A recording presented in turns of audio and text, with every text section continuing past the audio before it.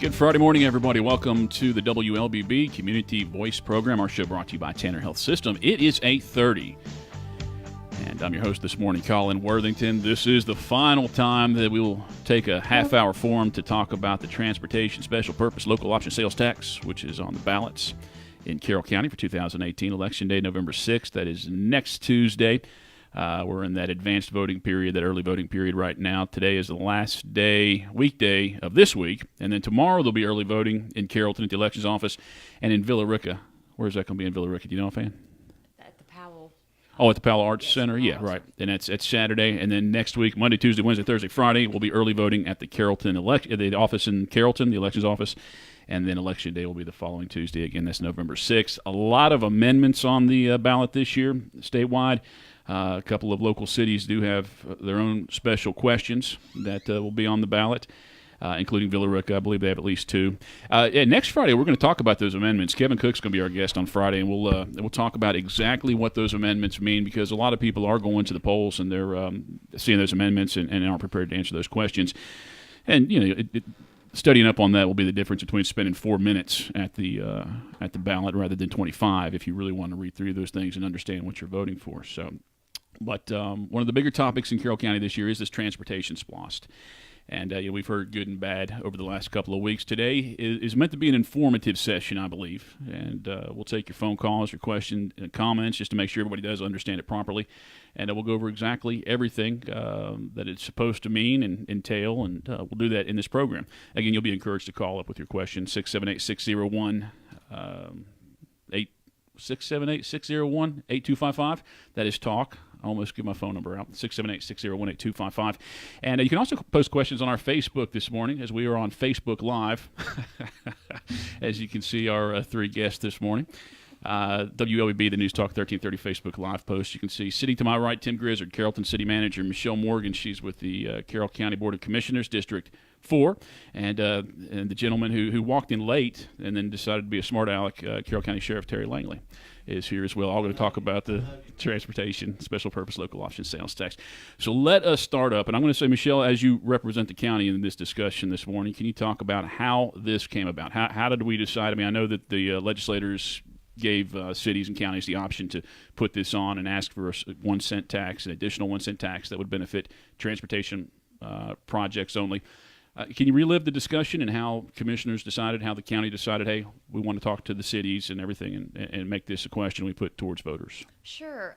This is an option that came about a year ago. I was watching a video with ACCG that the state legislators decided that instead of being regional, we now could do it individual as counties. And we felt that this was an option that the taxpayers could choose to help the county and help the cities, not only with like the county's budget, but also with transportation projects. So we felt that it was important to go on the ballot for the taxpayers to decide. How much money is expected to be collected? Is it a 4-year cycle or 5-year cycle? It's a 5-year cycle, and I'm going to say approximately, I think it's $82 million. I don't have those notes right in front of me, but it is on the county website. We voted on it, and it is broken down. The entire paperwork that all the cities sign, all the mayors sign, is broken down, that 82 exactly how much each city gets and how much the county gets, approximately based on the sales. And once we've collected that dollar amount, the tax does stop. So if it collects before 5 years, it ends before then. And I also want to say the reason it was broken up the way the cities got their money was based on like a 3-year cycle of how they had spent their money on transportation. So, and then I do believe the county and the city, we did do a little discussion with like Rooteville and Mount Zion to help them because they're small and don't have as many transportation projects. But it was set on a formula by the state also. So that formula is based on how much you previously spend on transportation projects, Correct. Not based on like population or anything like Correct. that? Okay. And if it is approved in November, collections, would they start in April or January? In April. Okay, and then when would cities and counties start to see the money? Will they be handed a little bit of money every month? Okay, you just stumped me. Okay. And we're, 2 minutes into it? That's a finance question. I don't have that exact detail, but I'd be happy to get back with you, and you can then post it on your Facebook page. We'll do it. And maybe somebody in Carroll Tim, County. maybe y'all already know it. My understanding, it'd be the fall of 19 when we'd start to see money. Start to see a collection. So maybe it's like 6 months after if it starts in April, we're thinking 6 months is October. So you maybe start to see a check. The amount of money that would be collected in that first 6 months, do you guys see that being enough to actually start a project then, or are you looking like at a year of collections before people will see where that money goes? It's going to depend on the projects you do. We've got projects underway and that we can start to fund, but this would be a great relief on our reserves and on our our other sources of revenue. So. Well, Carrollton is going to be the unique city, I think, in all of this, because I think Carrollton's in pretty good shape as far as reserves. We are. That's true. So the money that is collected, do you see yourself? I mean, are you going to invest in projects that you wouldn't have invested anytime soon? How would you guys use that? We've got a long laundry list of transportation projects. We've got the corridor beautification along Bankhead. The first phase of that's being designed. There's the second phase to do. There's all the work along Maple. There's work we want to do along Alabama, and this would allow us to do those projects sooner. Those without this SPLOST, that might stretch out 15 years or so before all that was done, and so this would allow us to bring that in and get it accomplished a lot quicker. Again, Tim Grizzard there is Carrollton City Manager. Michelle Morgan, she's Carroll County Commissioner representing District 4, and of course Carroll County Sheriff Terry Langley. Public safety has been part of the promotion when we talk about this thing. We'll definitely talk with the sheriff about how that fits in there as well. What exactly is taxed? Is everything taxed? Food, gas? No, the elimination is taxed because we were given a large tax by the state, 2 years ago. So gas is eliminated. Vehicles, prescriptions, and I believe most grocery items are exempt. Are exempt, okay. And there's something going out there that it's part of the promotion that 40% of the people who will pay this tax don't live in Carroll County. I would think that's a close number. I'm taking an economic development class with the region, and we had a guy from Georgia Tech talk.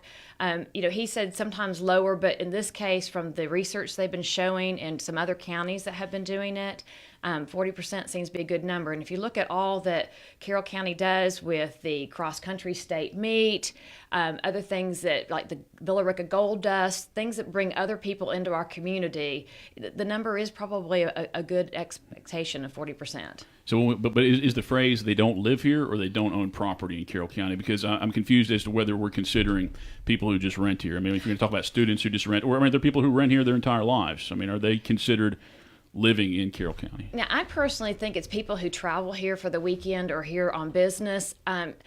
When you talk about renters, they still were built into their rent, I would believe would be their millage. I think anyone who owns property gets a millage rate, but if they're renting, if they have renters, they would pass it on to the renters if the millage rate were to go up. I don't know how anyone could absorb that. So my personal interpretation is people who are coming and then leaving Carroll County, not staying here. And look at the number of people that live in Haralson County and Heard and in Alabama that work in Carroll County. It's such an economic hub with Tanner and with the University of West Georgia and with Southwire here. There's just a lot. It's a big draw from the other counties, and all those people would pay that sales tax and help this county. I suspect that every time there's like a Mega Millions drawing that you guys want, Carroll County wants to incorporate Tallapoosa somehow. Because there's so many people going to Tallapoosa and making purchases there. I guess there have been some questions about the projects, potential projects, the planned projects being posted for people to see. Are they all posted? Is every project posted online somewhere? I mean, whether they're in this, in the city or the county? Well, for the county, there's several posted right now. You tend to want to be broad, and I know there's been some comments about pet projects or comments that things are happening behind. Any project, and I'm going to say this for the cities too, has to be voted on by either the council or by the commission. So when it's time for us looking at roads or bridges or other projects, they come before us and we vote to approve it. So it's not just one district's getting something that the others don't know about. So right now we have a potential list on our website of projects, but you don't want to lock yourself in. And a perfect example is a couple of years ago when we had all the floods. We were able to go ahead and take care of those roads and bridges, and then FEMA would return the money back to us. We didn't have to come to a complete halt like other counties I've talked to that have to wait for the FEMA money to come in, and the project didn't get done. So it's not meant to be a blank check. It's meant to give flexibility. But like I said, every project is voted on so that the community, the taxpayers will know about it and can weigh in prior to it. Is the same for the cities? Are we seeing proposed projects on the city's websites? Yeah, again, you're saying proposed, but it's not binding. Again, but as Michelle said, all those will be voted on. The public will have their chance to, to voice their opinion. Are all these projects listed on the ballot too when we go to vote? Is that part of the referendum? Well, it is. It says like roads, bridges. It doesn't say specifically this road, specifically this bridge. It just says generically what. Well, I think their frustration is that they're not knowing for sure if those are the projects, but they're still going to be paying that penny up until that point. I mean, no matter what, they're going to. No, I understand. I have lots of constituents, and I welcome this for them to call and tell me about their roads. There's some roads I drive down, and I'm making a note when I come to a stop. I'm not writing as I'm driving down, but I make notes myself of what roads I think need. But also, I have a lot of constituents. I mean, it is my number one call. I recently did a newsletter and a Facebook post, and it is my number one call, has been my number one call. And as soon as I know something, I report it to Public Works, and they put it on a list. They sit down with us as commissioners. They sit down with the chairman, and we prioritize what, based on the need and the severity of the project. So, there is a working list at Public Works. This would make it, if this is approved, it would be 8 cents on a dollar that all visitors would pay for purchases. And right now, that's the maximum. I mean, they could change that maximum, in 2 years or something like that. But right now, that is the maximum. And I tell each taxpayer, each person that questions me on it, one, I wanted to give you this option. I would hate to either cut services or raise your millage rate without you having a chance to weigh in this. And that would have been one of my next that's questions. number one. And then number two is there is the way that, mathematically, the Morgan family, well, I should say I myself, mathematically took, what expenses we had last year and sat down and figured out what does this 1 cent mean to the Morgan family. And then I looked at what different millage rate increases would do to the Morgan family's budget.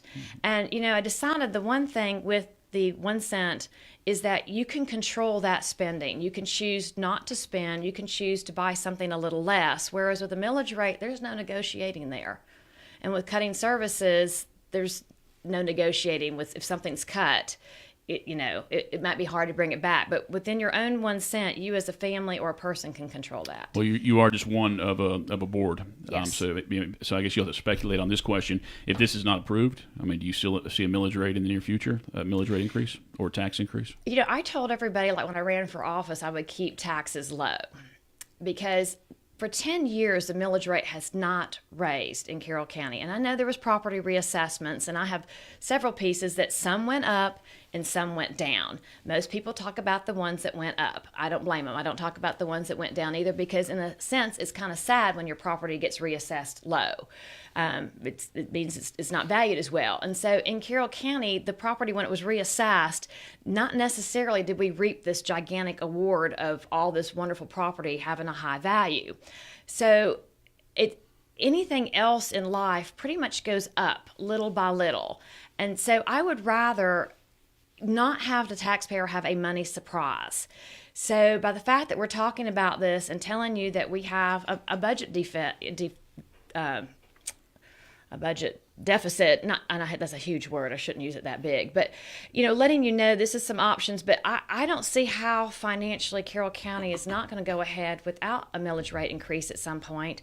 I hope as a commission we will do it in small, tiny increments, and that's not to be non-transparent to the taxpayer, but nobody wants a money surprise. And I think in a way 10 years is a long time to not have done anything, and I don't know if financially it's smart to say we're never going to raise the millage rate. I don't think that's necessarily a smart statement. We've seen East Blost and Splosh just continue every year. It keeps going back to the polls every 4 years. Do you see this being something like that where it keeps going back to voters every year, or is this $85 million enough to get us through 20 years? I think if we're successful with it and it looks great, Carroll County has 1,100 miles of roads, and we're paving around 25, based on weather, based on equipment, based on funds. It's going to take a long time to get those roads repaved and kept up. So, I don't know what 4 or 5 years. I think if we're good stewards of the funds, I think if the public sees where the funds are going and they're pleased with it, they might, want to keep it. All right, it is 8:45 right now. We've yet to take our first break, so we will do that right now. We are talking about the transportation special purpose local option sales tax proposal, which is on ballots in Carroll County this month and early part of next month. Haralson County approved this last year, I think just by a handful of votes. So they're if you have friends in Haralson County, ask them how they feel about it. Ask them if they're seeing what they expected when they put their money into it. I believe there's a couple of roads that have already begun to see repairs, but they're not expected to collect nearly as much as Carroll County is. But again, early voting continues today and tomorrow at the Carroll County Elections Office, also at the Powell Arts Building in Villa Rica on Saturday. And then early voting continues Monday through Friday next week at the Carroll County Elections Office in Carrollton, and then Election Day is Tuesday the 6th. We'll come back and talk about T-Splost with our guests on this morning's Community Voice, brought to you by Tanner Health System here on News Talk 1330 FM 106.3. At Tanner, we're advancing health throughout West Georgia and East Alabama because we know that exceptional care isn't based on how many patients we serve, but how well we serve them. That's why we're focused on quality, delivering the best possible care for our patients. It's why we're expanding our clinical services and building new facilities to serve our growing community. And it's why we're looking beyond our hospitals and medical practices to develop sustainable wellness and preventive health programs in our region. What makes a hospital great has changed. It's not how many beds we have. It's how well we care for the neighbors who need them. Delivering the right care to every patient, every time, is how Tanner is advancing health with medicine beyond measure. Learn more at tanner.org or find a physician on our medical staff by calling 770-214-CARE.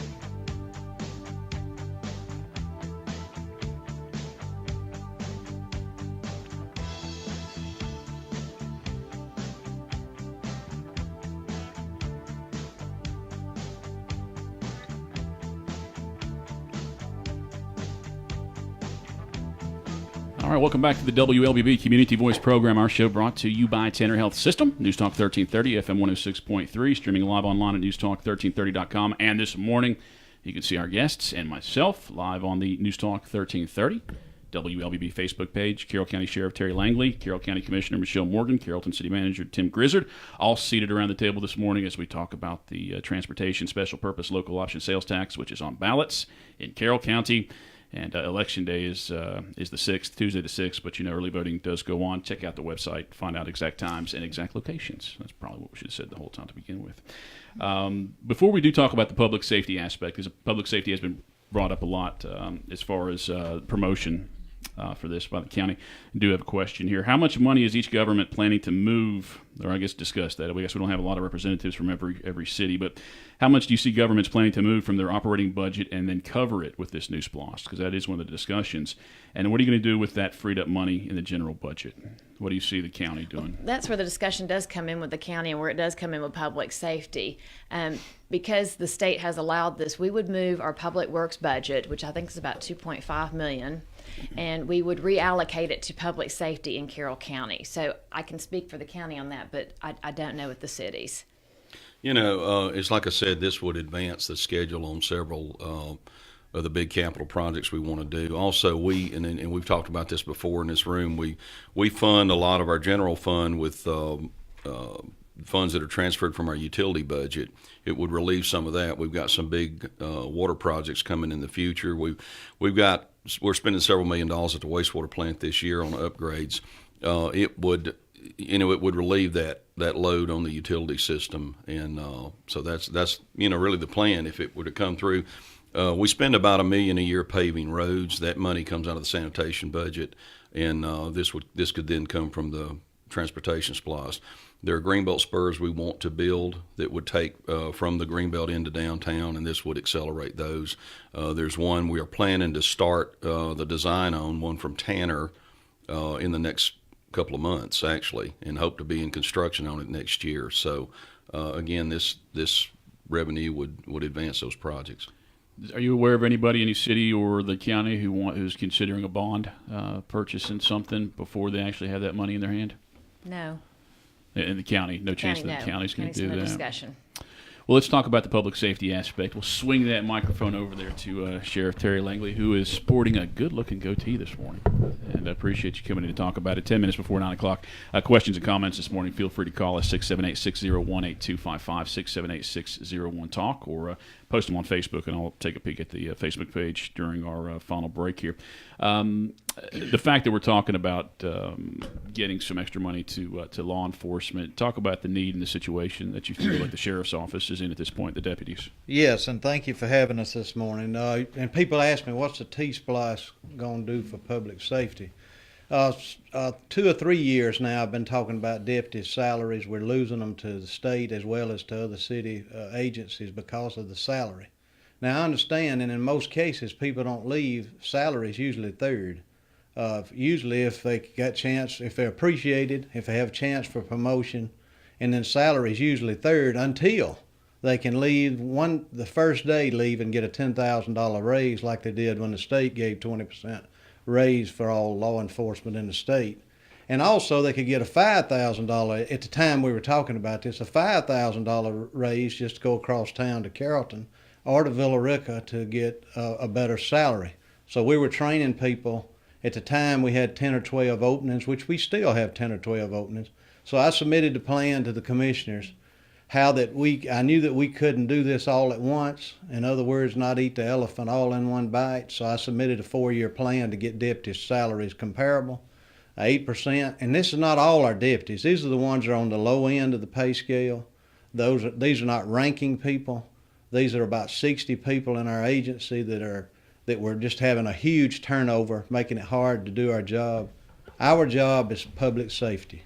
My job as sheriff is to keep people safe and make sure they're treated courteously and have the services they need out of the sheriff's office.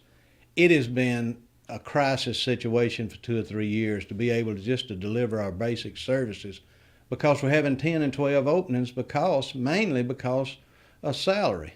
I've talked to the state. We've tried several areas to try to get the state for some help.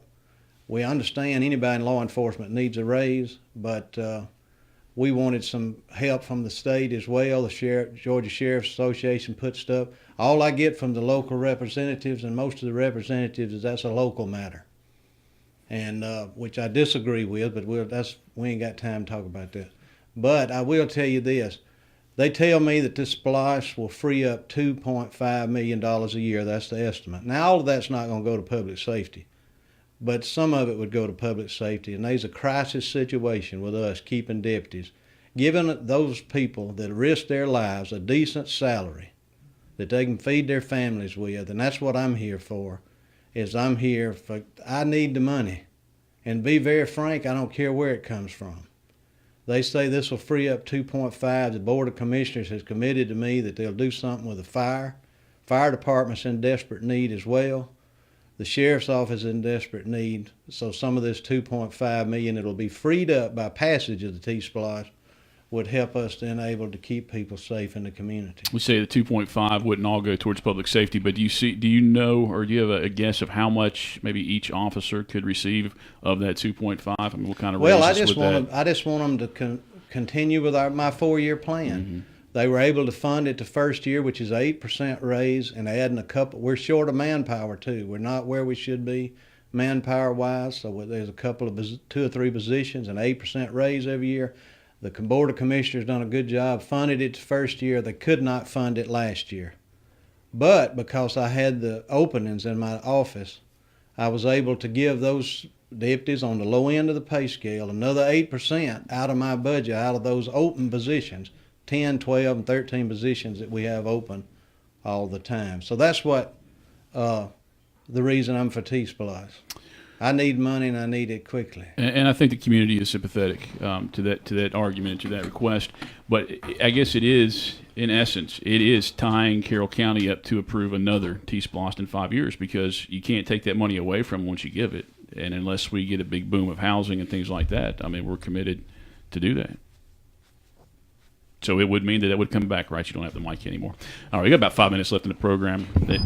Anyway, so let's take our final break right now. We'll come back. We will have about 5 minutes. We'll try and let you guys speak one more time and get one more bit of information out before we close up the program. Community Voice brought to you by Tanner Health System here on News Talk 1330, FM 106.3. At Tanner, we're advancing health throughout West Georgia and East Alabama because we know that exceptional care isn't based on how many patients we serve, but how well we serve them. That's why we're focused on quality, delivering the best possible care for our patients. It's why we're expanding our clinical services and building new facilities to serve our growing community. And it's why we're looking beyond our hospitals and medical practices to develop sustainable wellness and preventive health programs in our region. What makes a hospital great has changed. It's not how many beds we have. It's how well we care for the neighbors who need them. Delivering the right care to every patient, every time, is how Tanner is advancing health with medicine beyond measure. Learn more at tanner.org or find a physician on our medical staff by calling 770-214-CARE.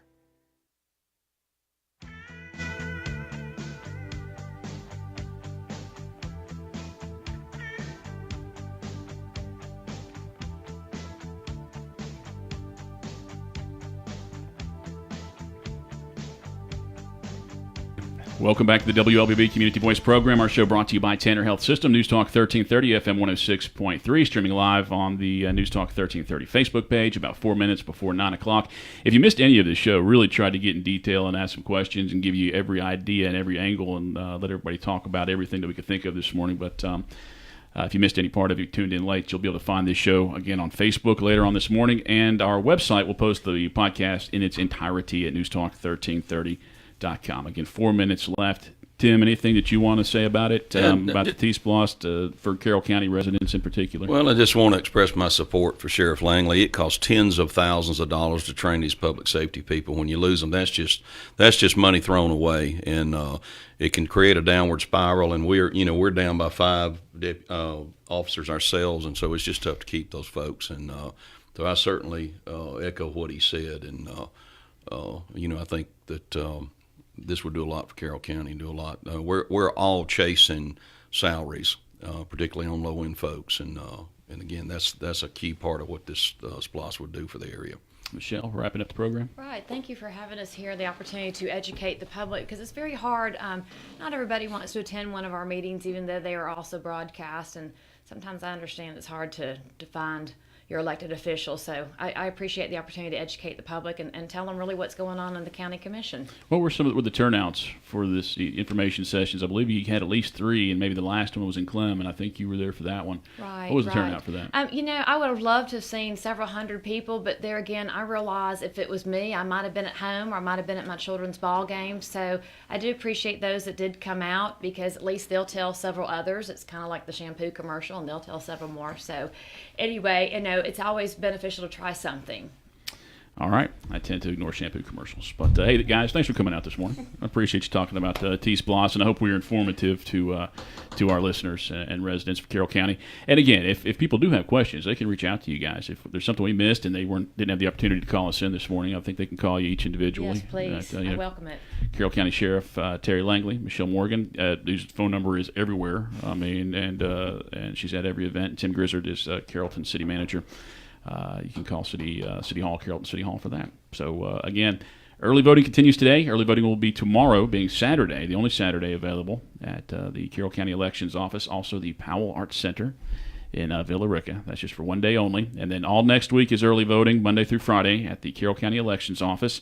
And then Tuesday is Election Day, November the 6th. Still a week and a half away, and we're going to do wall-to-wall election night coverage from the Carroll County Elections Office. And we'll talk about some state races during that program, as well as our local races, and we'll bring all that to you live from the Carroll County Elections Office election evening, beginning at 7 o'clock. You'll be able to hear it on, I guess, in B92 Country, KISS 102.7. And I'll know, maybe not. I guess we'll tell you what stations those will be on. Definitely News Talk 1330. We'll definitely be live on News Talk 1330 for election night coverage. But we'll remind you as we approach that day. Everybody, thanks for tuning in this morning. Thanks for watching us on Facebook Live. Community Voice brought to you by Tanner Health System here on News Talk 1330, FM 106.3. Have a great weekend.